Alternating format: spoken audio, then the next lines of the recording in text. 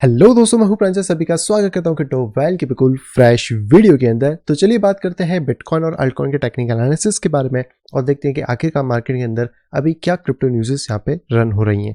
सबसे पहले बात करते हैं बिटकॉइन के बारे में।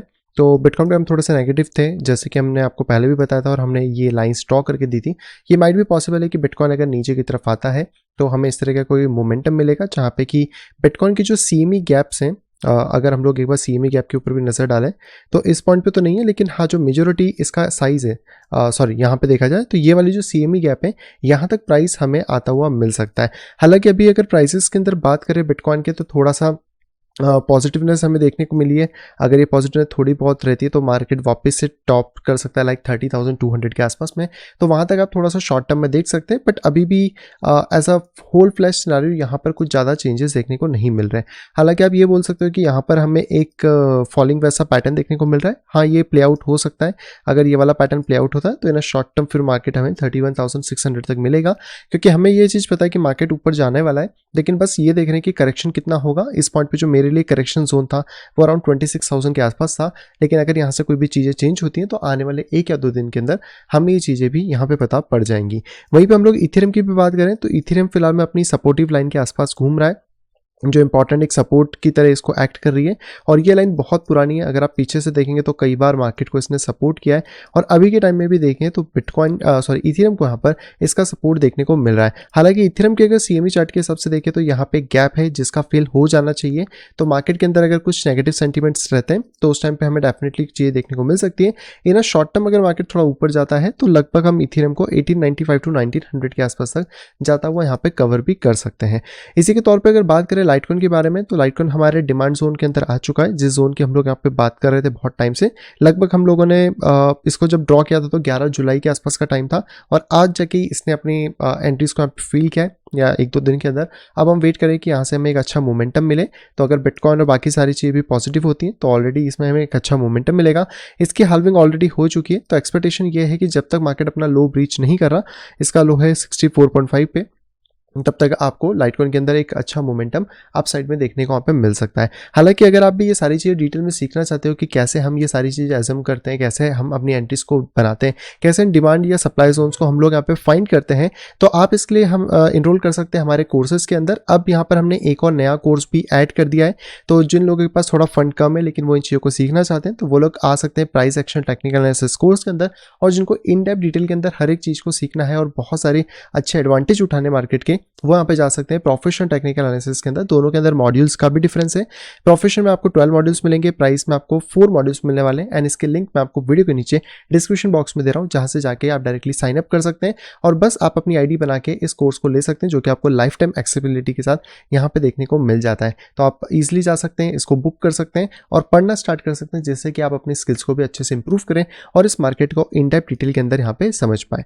नेक्स्ट हम लोग बात करते हैं बाइनेंस कॉइन के बारे में। बाइनेंस कॉइन जो है वो भी थोड़ा स्ट्रगल कर रहा है, अभी भी स्ट्रेंड लाइन पे टिका हुआ है। रेजिस्टेंस ऊपर है 256 का, तो जब तक ये ब्रेक नहीं होगा हम यहाँ पे कोई भी अभी डिसीजंस नहीं लेने वाले हैं। नेक्स्ट हम लोग यहाँ पे बात करते हैं एक्सआरपी के बारे में। तो एक्सआरपी मैंने आपको जब ये पंप आया था उसके बाद ही बताया था कि एक्सआरपी में करेक्शन हो सकता है। हमारी एक्सपेक्टेशन थी कि कम से कम इस बॉक्स तक प्राइस आए और फिर यहाँ से हमें एक नया पंप देखने को मिले जो नेक्स्ट लेवल तक इसको लेके जाए, या फिर जो प्रीवियस हाई बनाया था $1 वहाँ तक टच करें। तो आप देख सकते हैं कि जो प्राइसेस हैं उसमें हमें एक अच्छी गिरावट मिली है 18% की। अभी भी एक्सपेक्टेशन है 24 तक मार्केट आ जाएगा, थोड़ा ऊपर नीचे हो सकता है, तो उसके आसपास आप चीज़ों को भी यहाँ पे देख पाएंगे। नेक्स्ट अब बात करते हैं डॉट के बारे में। तो डॉट में भी हमारी करेक्शन की वही एक्सपेक्टेशन थी, क्योंकि एक पैटर्न बना था। इस पैटर्न में एक चीज़ ये हो सकती है कि इसका ये जो लेवल है यहाँ तक भी प्राइस आए और यहाँ से बाउंस हो जाए, क्योंकि एक पैटर्न का जो एंड पॉइंट है वो लगभग 4.7 है। बट हम देखते हैं कि किस तरह मार्केट रोल आउट करता है और आने वाले 1-2 दिन में ही क्लियरिटी हो पाएगी कि मार्केट के अंदर क्या हो रहा है। क्योंकि मार्केट अगर अभी थोड़ा पंप भी कर लेता है और डंप करते रहता है तो वहाँ पे फिर मार्केट फिर से साइडवेज यहाँ पे हो जाएगा। नेक्स्ट बात करते हैं नियो के बारे में। नियो के अंदर भी अभी जो करेक्शन जोन है वो रन हो रहे हैं, पर इसका जो जोन है 7.75 7.1 ये एक अच्छा जोन है, जहाँ पे हम अपनी बाइंग बिट हमने लास्ट टाइम भी डाली थी। इस बार भी हम प्ले आउट करने की कोशिश करेंगे, थोड़ा बहुत ऊपर नीचे होता है तो फिर अलग बात रहेगी। एंड स्टॉप तो लगभग $5 के नीचे ही रख के हम लोग चलने वाले हैं। तो मार्केट अगर इन दो जोन्स में से कहीं भी प्ले आउट करता है तो हम लोगों को एक अच्छा मोमेंटम आने वाले दिनों में मिल सकता है, और शायद दिसंबर मतलब इस साल के एंड तक हम इसको $28 to $30 तक आता हुआ भी यहाँ पे देख पाए। नेक्स्ट बात करते हैं कार्डिनो के बारे में। कार्डिनो का भी वो सेम करेक्शन वाला जोन था जिसमें प्राइस ने डेफिनेटली करेक्शन लिया। थोड़ा बहुत अगर और ऊपर नीचे होती हैं चीज़ें तो हमें एक दो दिन में ही पता पड़ेंगी, क्योंकि अभी मार्केट है ना पंप करने का साइडवेज बहुत ज़्यादा हो जा रहा है, जिसकी वजह से हमें ट्रेड की अपॉर्चुनिटीज थोड़ी सी कम मिल रही हैं, खासतौर पे ये लार्ज कैप जो टोकन्स यहाँ पे रन हो रहे हैं। नेक्स्ट पे बात करते हैं चेन के बारे में, यानी कि लिंक टोकन के बारे में। तो लिंक टोकन में भी यहाँ से सेंटर से भी थोड़ा बाउंस आया $7 से, थोड़ा बहुत अगर डिप आता है तो 6.2 के आसपास हम एक्सपेक्ट करेंगे, और उसके बाद वापस से एक अप ट्रेंड का एक्सपेक्टेशन मार्केट के अंदर यहाँ पे रख के चल रहे हैं। नेक्स्ट बात करते हैं मैटिक के बारे में। तो मैटिक ने अपना सपोर्टिव जोन तोड़ दिया है, जो मैंने आपको पहले बताया था कि अगर इस कैंडल के नीचे कुछ भी क्लोज होता है तो हमारा स्टॉप यहाँ पे रन आउट हो जाएगा। तो फिलहाल में तो थोड़ा नीचे आया, अब वेट करते हैं कि मार्केट या तो दोबारा इसके ऊपर सपोर्ट बनाए तो हम इसको कंटिन्यू यहाँ से कह पाएंगे कि मार्केट जो है वो अपसाइड में जाने की कोशिश यहाँ पे कर रहा है, और अगर नहीं होता ऐसा देन हमारे पास जो सेकंड सपोर्ट है 0.59 का, वहाँ से फिर ट्राई करते हैं कि वहाँ से अगर हमें कोई बाइंग अपॉर्चुनिटी मिल पाती है तो। नेक्स्ट बात करते हैं हम लोग डिसेंट्रलाइज्ड माना के बारे में। माना का ब्रेकडाउन नीचे की तरफ हो चुका है, एक्सपेक्टेशन वही है कि इसके बॉटम 0.32 या फिर 0.30 तक आ जाए तो ज़्यादा बेटर यहाँ पे रहने वाला है। एंड सैंड और माना सैंड की अब यहाँ पे बात करें तो इसका भी लगभग सेम ग्राफ है, जिसमें हमारे पास सपोर्टिव लेवल 0.37 से 0.36 के आसपास है, जिसको कि आप ऑब्जर्व यहाँ पे कर सकते हैं। और ये कुछ लेवल्स है जिनको कि अभी हम यहाँ पे देख के चलने वाले हैं। इसी के तौर पे अगर डॉलर की बात करी जाए तो डॉलर अभी भी फुल फ्लैश तरीके से पंप हो रहा है, आप देख सकते हो, और ऐसे टाइम पे हम ये एक्सपेक्ट करते हैं कि क्रिप्टो के अंदर करेक्शन का टाइम यहाँ पे बना रहेगा, और इसके पंप होने से लगभग जो प्राइसेस हैं वो $103 के आसपास जा सकते हैं, और उसके बाद फिर डंप करते हैं, पंप करते हैं, वो तो हमें आगे पता पड़ेगा। पर अभी के एजम्पशन के हिसाब से, क्योंकि मार्केट एक डाउन ट्रेंड को शो कर रहा है, तो हम इस रेजिस्टेंस या फिर मेजोरिटी ऑफ द रेजिस्टेंस जो कि $105 पे यहाँ से करेक्शन एक्सपेक्ट करेंगे डॉलर के अंदर। अगर वहीं पर हम लोग टोटल मार्केट कैप की बात करते हैं तो टोटल मार्केट कैप ने करेंटली तो अभी एक सपोर्ट बना लिया है। अब ये लोकल अगर सपोर्ट है और प्राइसेस इसको फेवर करते हैं तो आपको यहाँ से जो ब्रेकडाउन है इससे आपको एक अच्छा ट्रेड मिल सकता है, जिससे कि मार्केट जो है वो 1.3 ट्रिलियन तक चला जाएगा। लेकिन फिलहाल में जो रेजिस्टेंस है वो 1.17 ट्रिलियन पे, तो यहाँ पे शॉर्ट टर्म की एक बाइंग अगर आती है तो अल्ट्स और बाकी सारे टोकन थोड़ा बहुत पंप हमें दे सकते हैं। नेक्स्ट अब बात करते हैं टोटल मार्केट कैप 2, इसमें कुछ भी चेंजेस नहीं है। टोटल मार्केट कैप 3 की बात करें तो इसमें प्राइस ने थोड़ा सा करेक्शन लिया है एंड एक अच्छे जोन पे आ चुका है वापस से प्राइस। अब यहाँ पर भी हम लोग थोड़ा वेट करते हैं, अगर आप इसका ब्रेक का वेट करना चाहो तो यहाँ पर भी आपको एक फॉलिंग वेज मिल रहा है, जिसका वेट आप करोगे अगर ये ब्रेकआउट देता है तो फिर आपको 430 बिलियन तक के टारगेट्स देखने को मिल सकते हैं। लेकिन हम लोग थोड़ा वेट करके इसलिए चलना पसंद करेंगे क्योंकि अगस्त का जो मंथ है वो थोड़ा बियरिश रहता है मार्केट के लिए। हो सकता है 1 या 2 दिन हमें पंप देखने को मिले और फिर करेक्शन वापस ना जाए, इसके लिए हमें एक अच्छी एंट्री सर्टिफिकेट जो मिलेगा हम उसके अंदर यहाँ पर ईजिली जा पाएंगे। और ये बहुत ज़रूरी होता है कि आप जब ट्रेडिंग करें तो पेशेंसली ट्रेडिंग करें, क्योंकि आपको ज़रूरी नहीं कि हर दिन या हर वक्त ही ट्रेड चाहिए। आप अच्छे ट्रेड करो, ऐसे ट्रेड करो कि साल में अगर आप 20 ट्रेड भी करते हो तो भी आप प्रॉफिटेबल अच्छे से यहाँ पे रह सकें। चलिए अब आते हैं सबसे पहले न्यूज़ के ऊपर। तो सबसे पहले न्यूज़ आ रही है बाइनेंस की तरफ से। बाइनेंस ने अपने जो USDC टोकन है वो बेसिकली यहाँ पे सोल्ड आउट कर दिए हैं और कहीं ना कहीं BTC इथेरियम में उन्होंने अपने फंड्स को कलेक्ट यहाँ पे किया। इससे पहले हमने देखा था कि जब सिल्वर बैंक का कोलैप्स हुआ था तो उस टाइम पे चाहिए थी, और अभी यहाँ पे जो प्योर निकल के आया है उसमें हमें ये चीज़ें और ज़्यादा क्लियरली देखने को मिली है। तो अगर बाइनेंस के रिजर्व्स देखें तो 100% से ऊपर ही हैं सारे, चाहे BTC का हो, इथेरियम का हो, BNB का हो, USDT का हो। USDC के भी रिजर्व्स हैं पर अभी ये फिलहाल में थोड़े से चेंज हो गए। अगर आप इसकी बैलेंस शीट देखोगे तो जो USDC के रिजर्व इनके पास 1 मार्च 2023 को 3.4 बिलियन के थे वो अब से 23 मिलियन के रह गए, और बिटकॉइंस जो इनके पास लगभग 8393 के आसपास थे वो 1 लाख के आसपास पहुंच चुके हैं। और वहीं पे इथेरियम का बैलेंस भी यहाँ पे इंक्रीज हुआ है। USDT भी थोड़ा कम हुआ है, जो कि इनका 1.7 था मार्च के अंदर, अप्रैल में 4.2 के आसपास चला गया था, वो अभी 1.9 है। यानी कि इन्होंने स्टेबल कॉइन से BTC इथेरियम की तरफ ज़्यादा पिवोट किया है अपने फंड को। और यही चीज़ इन्होंने भी यहाँ पे बताई है कि यहाँ पे जो पूरा की पूरा है 1 लाख BTC और 5,50,000 इथेरियम जो है वो बेसिकली खरीदेंगे। और इसका मेजर कारण जो हमें देखने को मिल रहा है वो यही है कि कहीं ना कहीं जो इनके बैंक्स कोलैप्स है तो शायद वहाँ पे इनके हो सकता है कि स्टेबल कॉइन की कुछ इश्यूज रहे हो, जिसको कि इन्होंने कन्वर्ट किया, फिर बुल मार्केट के मजे लेने के लिए भी पैसा कन्वर्ट यहाँ पे कर लिया है। अगली दोस्तों खबर की बात करें तो ये निकल के आ रही है पेपाल की तरफ से। पेपाल ने सच्ची में यार बहुत बड़ा धमाका कर दिया, जहाँ पे कि पेपाल अपना स्टेबल कॉइन लेके आ गया PYUSD यूएसडीटी। और सबसे बढ़िया बात पता है क्या है कि ये जो स्टेबल कॉइन है ना, ये इथेरियम की ब्लॉकचेन की ERC-20 टोकन है जो कि वेब3 को भी सपोर्ट करेगा, तो एक अच्छी बात है।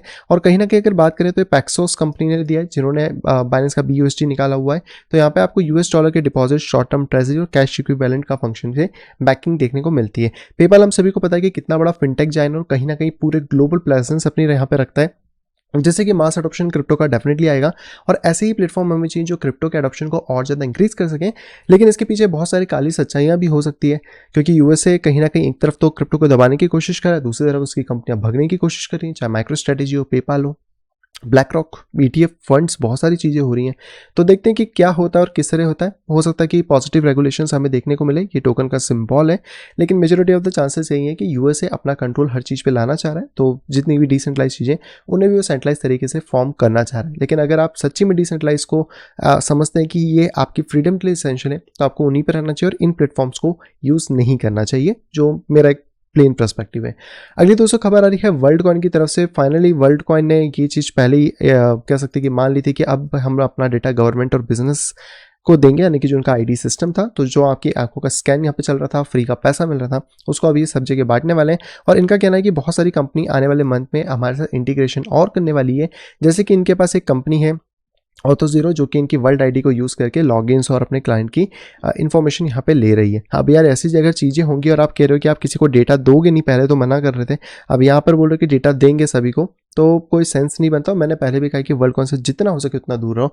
ये आपकी प्राइवेसी, आपकी सारी चीज़ों के लिए बहुत बड़ा थ्रेट है और हो सकता है कि कल को इंटरनेट से भी आपको ब्लॉक कर दिया जाए अगर आपका डेटा इनके पास यहाँ पे रहता है। तो अगली दोस्तों यहाँ पे जो खबर आ रही है, जो कि आज की लास्ट खबर है, वो निकल के आ रही है फेडरल रिजर्व की तरफ से। और इनका कहना है कि जो उनके गवर्नर हैं, उन्होंने बेसिकली बोला कि आपके जो इंटरेस्ट रेट्स हैं वो अभी हाइक यहाँ पे हो सकते हैं। पिछली बार जो इनका इंटरेस्ट रेट था FOMC मीटिंग की अगर बात करें तो 5.25 से 5.5 के आसपास यहाँ पे गया था। टेलीग्राम पे मैंने एक अपडेट दी थी जिसमें आपको बताया था कि अभी इनकी जो इस मंथ की मीटिंग से उनका क्या स्टेटस है। तो 10 अगस्त को होने वाली है बेसिकली CPI का इन्फ्लेशन डेटा आएगा, 10 अगस्त को जॉबलेस क्लेम है, 11 अगस्त को PPI का इन्फ्लेशन डेटा आएगा और 11 अगस्त को कंज्यूमर सेंटीमेंट आने वाले हैं।